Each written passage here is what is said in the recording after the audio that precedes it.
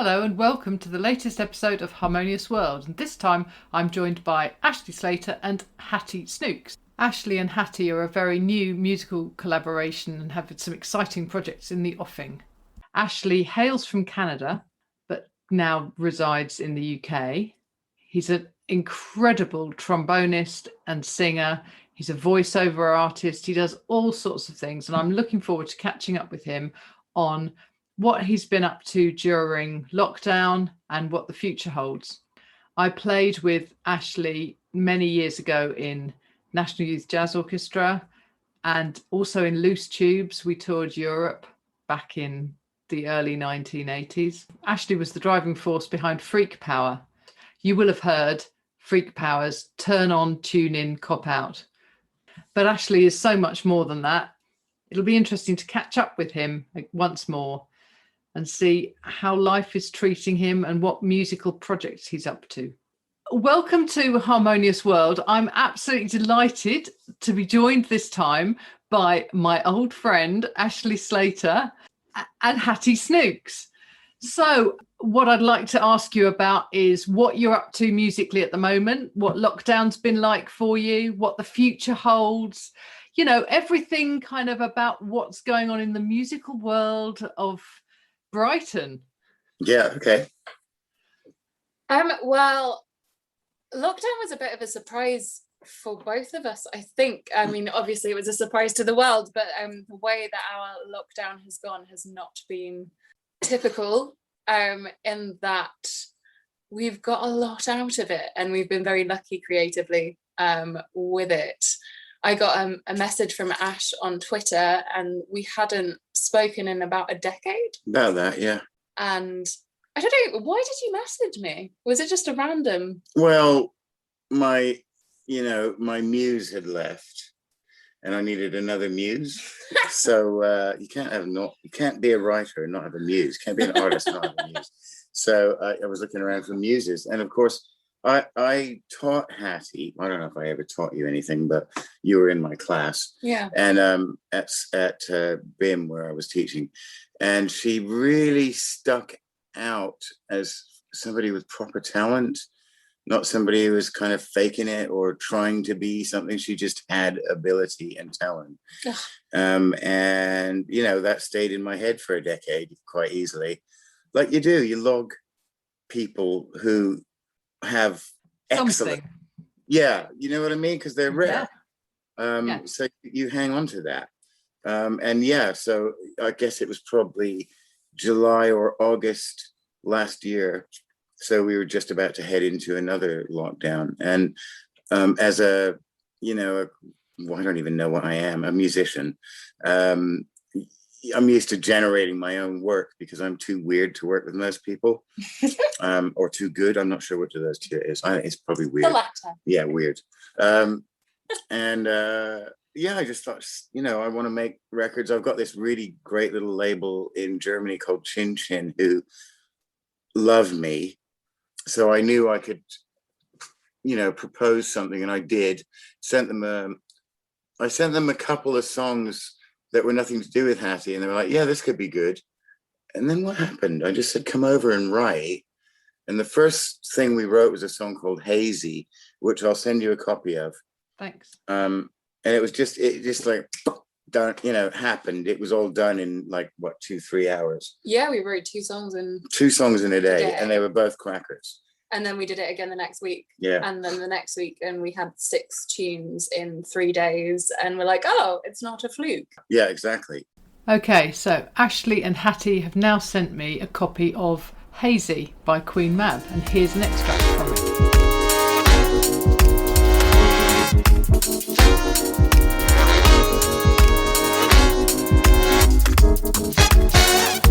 I've been thinking lately, baby, about how you used to drive me crazy. Now I've been looking for someone to save me, and you spend your days smoking hazy.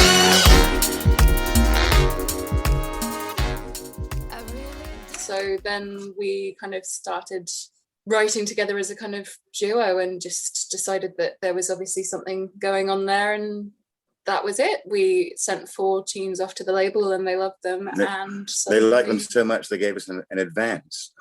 Wow. just never happens anymore. Yeah, so it just clicked, really. And you know, everything I'd remembered over those 10 years, I was right.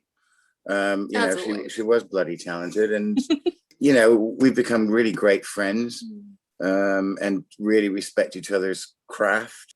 I was asked to write an electro swing song recently for this woman out in Hollywood, and I wrote one that was pretty silly about Hollywood and what a kind of giant poopy it is. Yeah.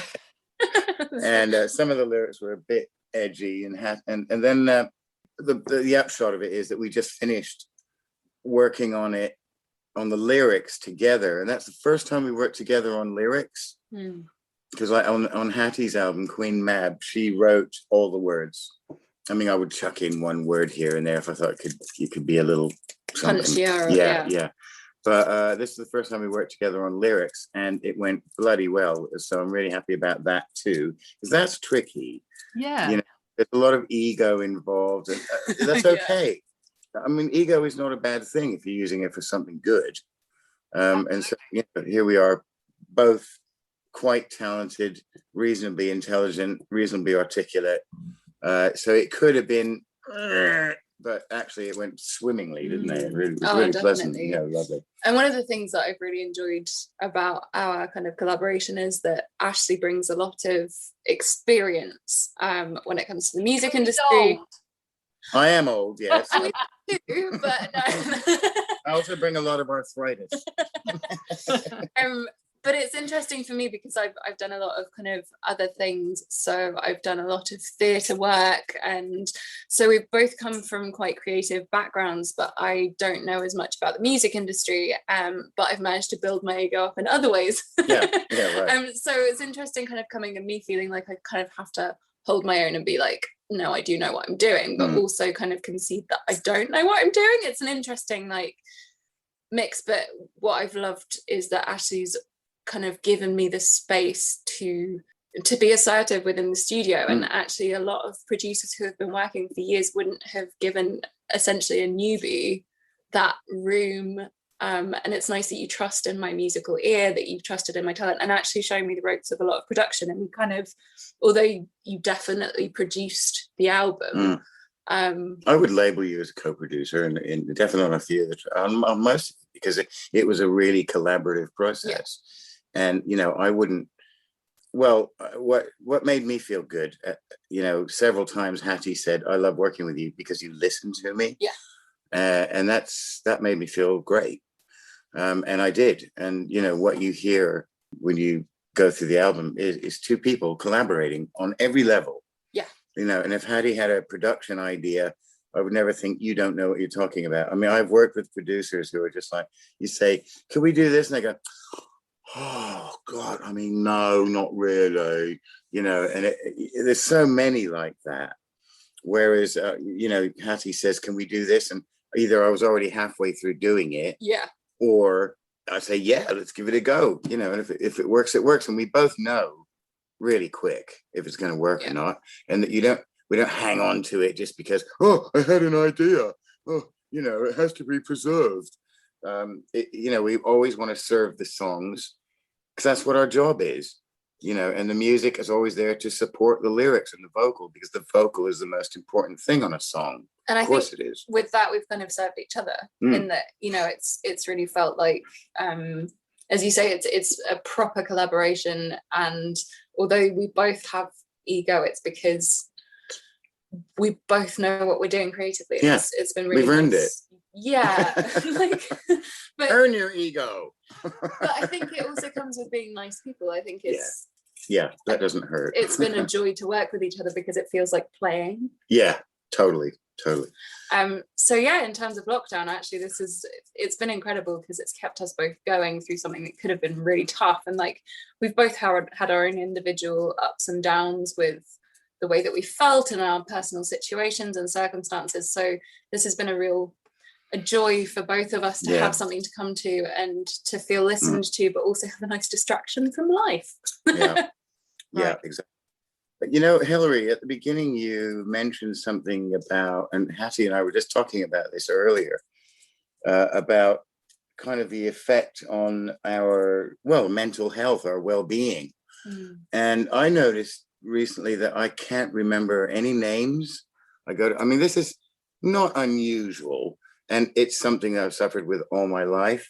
Like you know, oh, you know that record by, and it's gone. You know, I've always been like that, but I'm a lot worse at the moment. And I said to Hattie, I feel like lockdown has affected that to some degree. And then you mentioned an article you'd read that said exactly that. It was saying that the kind of elasticity of our brains and the way that we work is informed by new experiences and changes of scenery and stimulation from outside and all of those things, which most people haven't had throughout lockdown. And I think that's where we've been really lucky, because we're constantly stimulated creatively.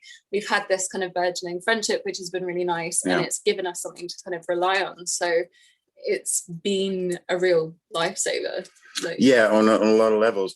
But it did interest me, like that subject of a lack of different contexts, I guess, how it can really limit your vision. And actually, you know, extrapolating a little bit further from that, it's not hard to see how we ended up at Brexit, for instance, or how the Tories keep getting voted in, because the people who are doing that generally do tend to be people who are not worldly. You know, they don't travel a lot. They don't go to foreign countries because they're full of foreign people, you know, and all that kind of stuff. And I mean, it's a big thing. But, you know, I've always traveled a lot because I'm a musician. I've toured with some, you know, big bands, not pop bands, but great jazz acts and stuff like that. And that changes. It does definitely, you know, expand your outlook, your context, you know, your stimulation, you're being stimulated. And this lack of stimulation that we've had over this last 12 months is definitely had, you know, things effects on my memory, my access to my memory and all that kind of stuff. It's interesting as well, actually. I was thinking about this the other day. I was talking to my mum and I was saying how I'm a very optimistic person and very kind of trusting by nature, and I really enjoy that about myself. But I've noticed, I was like, I'm quite suspicious and slightly cynical of people who I would usually trust, or just I'm going into situations really cautiously. Like I was talking to you about having to negotiate music contracts, which I've never really had to do before, and constantly having to advocate for myself. And that's something very new for me that happened to coincide with lockdown. And I found that although it's wise to go in and be cautious when you're negotiating money, and especially as a woman in the music industry and things like that, actually I've been pleasantly surprised again and again, and I'm having to kind of unlearn that cynicism and be like, no, I'm working with really cool people and they're really lovely, and it's actually been a really nice surprise. But my mom was saying, she was like, it's completely understandable, because we're kind of stuck in thought loops, and our happiness levels, our kind of baseline happiness levels are kind of lower now, because we're having to deal with constant kind of slight depression. And I live on my own, so I've only got myself to kind of be around most of the time. And she was like, it's not who you are, but it's the situation that's made you that way, and it's not going to be permanent. But it's interesting profound that you've noticed it. It's very profound, the change. And she was like, you're not the only person going through this. She was like, everyone I know has found that they are just slightly more cautious of other people, and it's probably the media as well feeds into that, and that kind of, we have to be careful of each other because there's a virus going around. Exactly. But that was really interesting. So I haven't lost my optimism, but it's taking more to access it. Yes. And I think you're right, Ash, what you were saying about the the experiences. Our experiences have shrunk so much. I haven't had a night away from my home in over a year, whereas ordinarily I would have been off doing things and staying up in places, you know, with people, or, you know, going to a gig and staying overnight in a hotel so that I could go somewhere further away or whatever. And all of those things, it's that changing scenery, isn't it? Whether that's musical or visual or, you know, a landscape or whatever it is, and people around you, you know. A physically different space. Yeah. You know? Yeah. I mean, it's all there, you know, even the way sound comes back at you off of walls and all that stuff. It's stimulating. We're not aware of it, but it's stimulating growth, and you know, it keeps you alive. Yes. A change is as good as a rest, isn't it? Yeah, like that's exactly, an idiom for a reason. Yeah. And it's absolutely true. I think, if you are, and also I suppose a lot of the kind of coping mechanisms that we have, you know, you have a rough day, you go for a drink with your mates, and that kind of change of scenery, it makes, like, I've noticed when I go on walks and things, everything gets a lot smaller but a lot bigger. You're reminded of your place in the world, but your thoughts get a lot smaller, and that's just from walking outside, which is something that we just take for granted usually. You're like, oh, I'm leaving the house. But now it's like, it's an event. Wow, look at the sky. There are clouds. So True. Ashley, one of the things that you did last week was the gig from Ronnie Scott's. Yeah. That was amazing. So tell me about that. Well, there was a little political faffling going on because Ronnie's keeps half the money that you generate from those gigs, which is a little cheeky because they've had, you know, their £1 million bailout, and you know, everybody's furloughed and all that shit. I haven't been furloughed. I haven't had a bailout. I've had nothing. I'm living on the dole at the moment and earning what I can. But, you know, jobs, I mean, it's a buyer's market at the moment. So something I might have earned X for, and I earn like a tenth of X now, because everybody's sitting around. You know, I mean, obviously I'm incredibly skilled and I'm really, really good at my job, but most people don't care. I mean, they just want, can you do something that makes noise, please? So, you know, artisanal brilliance isn't really much use at the moment. You just got to be able to do stuff quick and cheap. So there were, you know, some of my mates in the band chose not to do it, but the lead trumpet player, Simon, said, look, I made a brilliant point and I really liked it. You know, here we are bitching that musicians have been absolutely sidelined, in fact, kicked to the curb quite deliberately. And he said, look, this is our chance to show people why we're so bloody special, or what's so special about us, what's so amazing. And for me, that was absolutely the nut of the situation. You know, I can't just sit here saying, hey, I'm great. Can you please let me go to Europe and do my job, without, you know, reinforcing what it is about me that makes me worthy of being a special exception. Yeah. So, you know, he absolutely nailed it. He said, do you want to play? Let's show everybody what we're about. Boom. I'm in. Yeah. So, you know, I mean, I commit on gigs always 100%, which usually gets me in trouble. But especially when I'm working with not when I'm playing for myself, but when I'm working with other people, it's disconcerting to play with somebody who really fucking loves doing it. I've found.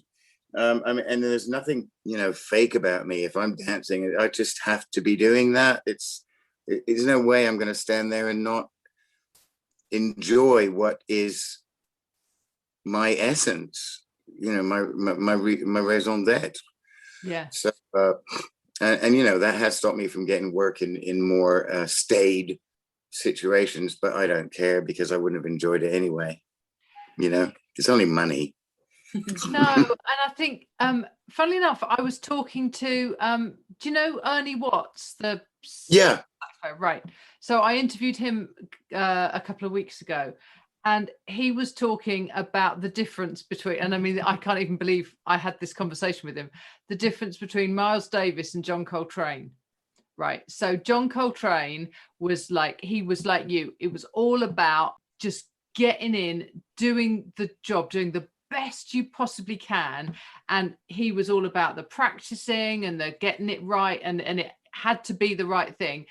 And Miles Davis was about the business, the industry, like making money, and he did. which he did, absolutely. And you look at all the things that he did in his, the different styles he did, and the different people he played with, and all the rest of it. Invention thing. Yeah. And he was like the Madonna of the trumpet, Miles. I think you're right. But it's interesting because actually the music business needs all of those people. Yeah.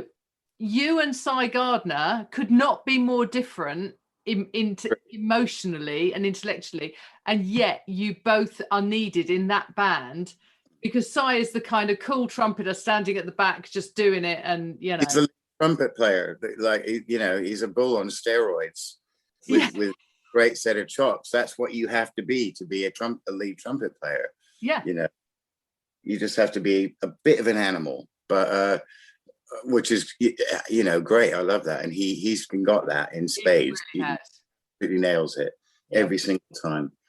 Brilliant, thank you. So what have you got that is coming out that people can listen to?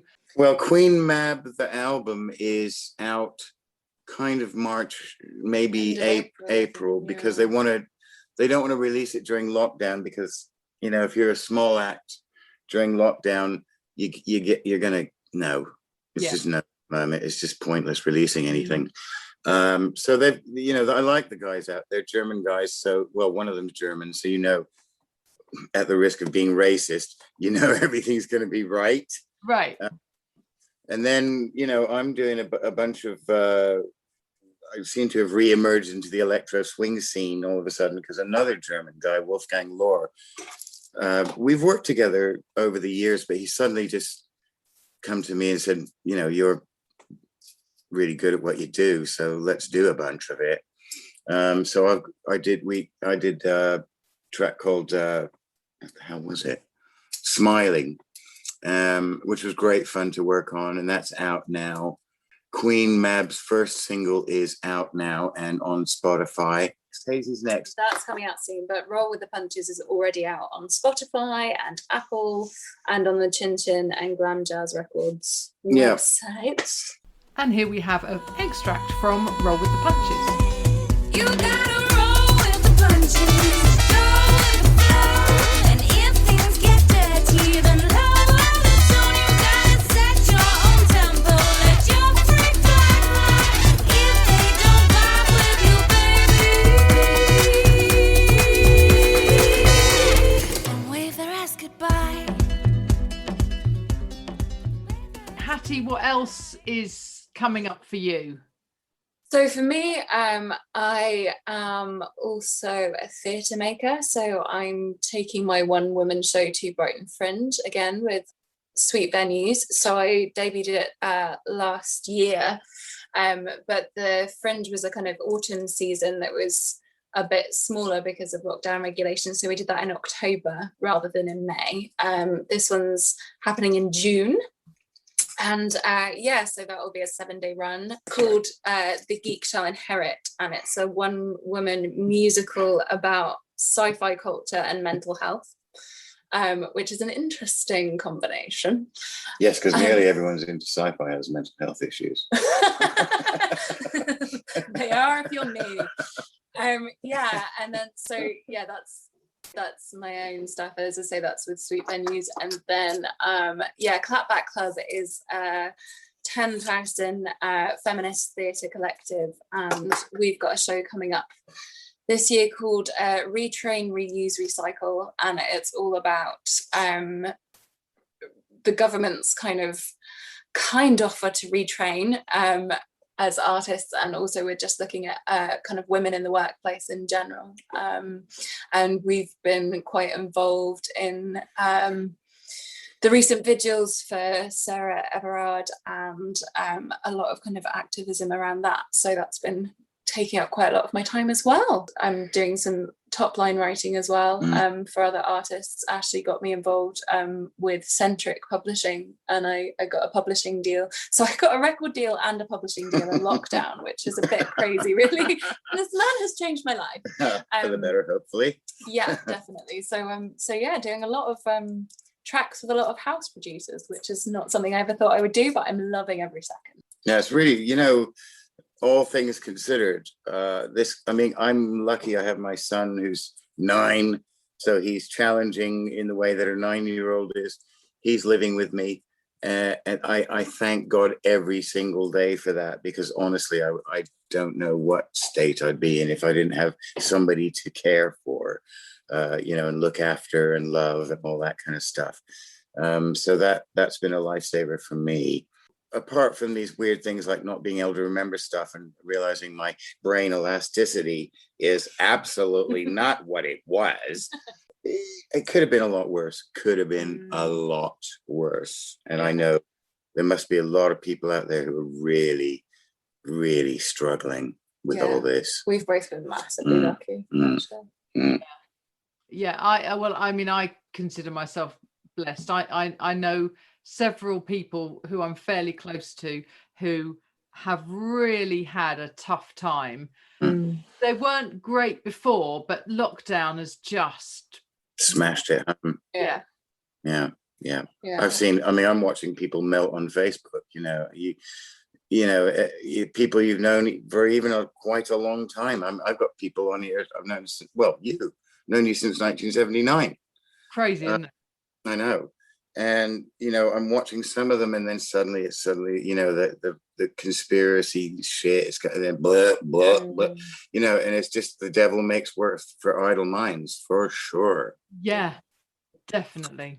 Definitely. Well, thank you so much. I really appreciate this conversation. It's been great. Yeah, thank you for having us. Yeah. That's all right. Hilary, what a lovely chat. What a lovely opportunity. Thank you so much. Yeah, that's all right. And it's just a real pleasure to chat to you. So nice to meet you, Hattie. Yeah, it's lovely to meet you. And thank you for bringing us on. See you, Bye. Bye. Well, I hope you enjoyed listening to our conversation. And I hope you're enjoying all of the interviews that I'm able to share with you on Harmonious World. This is the latest, and I've got several lined up with some really fascinating musicians. Please do subscribe wherever you get your podcasts, wherever you're listening to this right now. And also, if you look on the show notes, you can see my social media links. So please find me and leave me a message so that I know what you think and what you're enjoying about the podcast. So for now, I'm going to play out with one more track from the latest Queen Mab album. This is A Simple Case, and I hope you enjoy it. I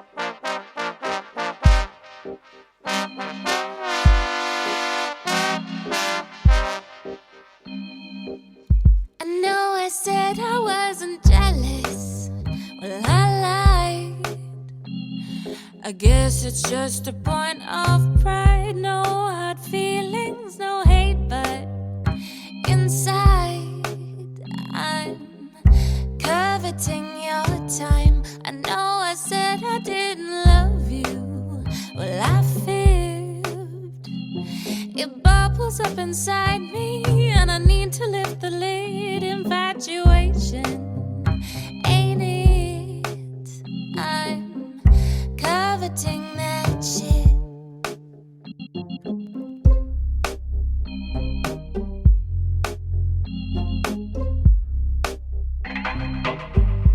It's a simple case of love, love, love, love. And it feels so nice, baby, on my vibes.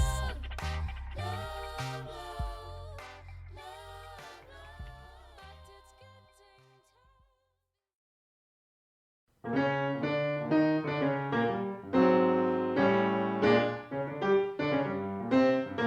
Thank you for listening to the latest episode of Harmonious World. My name is Hilary Seabrook, and it's a great delight to bring this series of discussions with musicians and composers and writers and all sorts of people to you. Obviously, there's no point in having a podcast if people aren't listening, and I'm very grateful to my listeners for doing so. Thanks also to Joe English for composing and performing this new theme tune. So wherever you get your podcast, you can leave a review. You can share this with your friends and family, either as a link or on social media and that sort of thing. I'd be really grateful for that. Don't forget that you can subscribe now. There's a link wherever you get your podcasts. So have a great week, and please remember why I started this, which is just to try and make the world a little more harmonious. Thanks for listening to Harmonious World.